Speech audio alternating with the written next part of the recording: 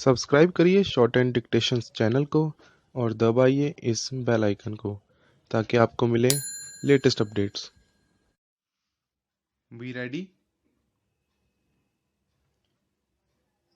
5 seconds.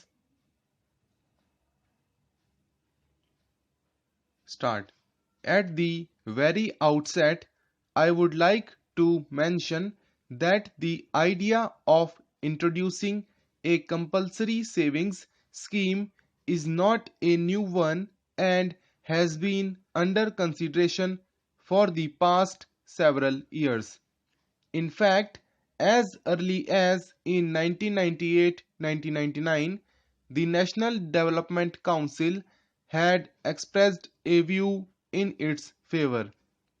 We are also trying to secure the cooperation of trade unions and employers for its introduction.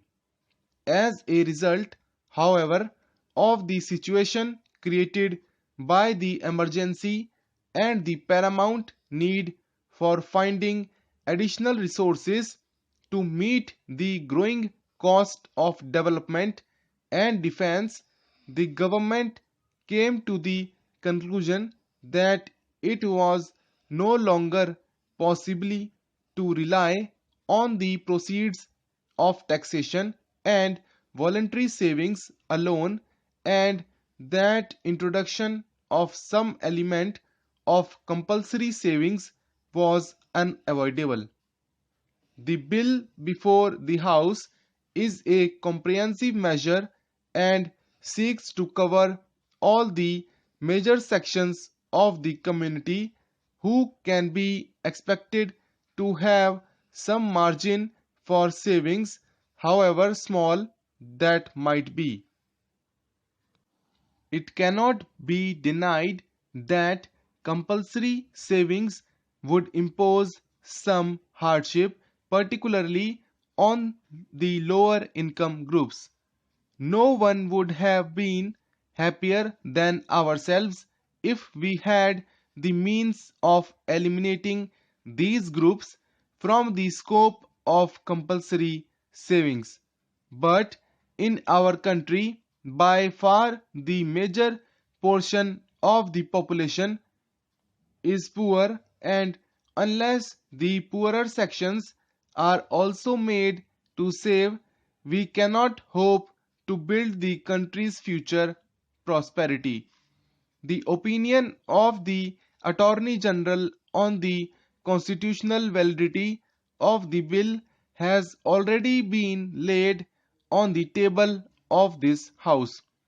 Honorable members may have also been reports of the discussions in the other House which have since been circulated to them. I have nothing much to add to these issues except to confirm that in our view, Parliament is fully competent to legislate on a measure of this type, and that the restrictions which this bill seeks to impose are reasonable restrictions and are in the interest of the general public within the meaning of Article 19(5) of the Constitution.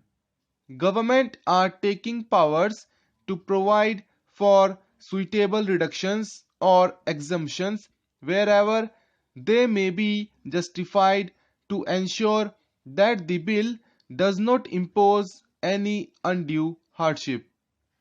The schemes to be drawn up will be laid before Parliament, and honourable members would have full opportunity to suggest whatever modifications that they consider necessary.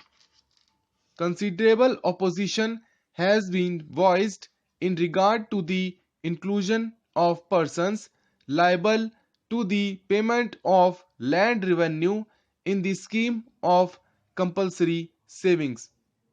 It has been suggested that if it is not possible to exclude this category altogether, a higher exemption limit may be fixed for them. We have very carefully considered these suggestions.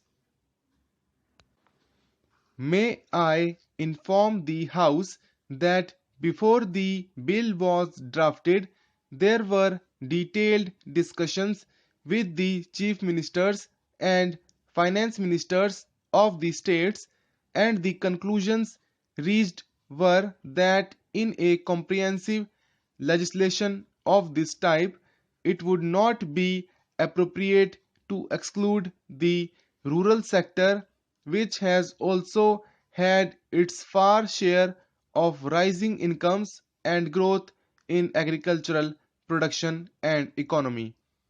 A very large proportion of investments made by government has been on multi-purpose river valley projects for providing irrigation and electricity facilities.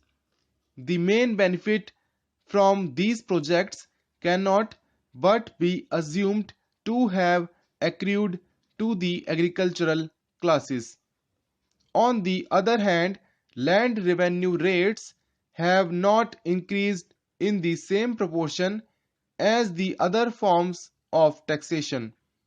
It should also be borne in mind that on an average the land revenue liability is less than 2% of the total agricultural income, and as such compulsory deposits at about 50% of the land revenue payable at the rates in force in 2009-10 cannot be construed as onerous.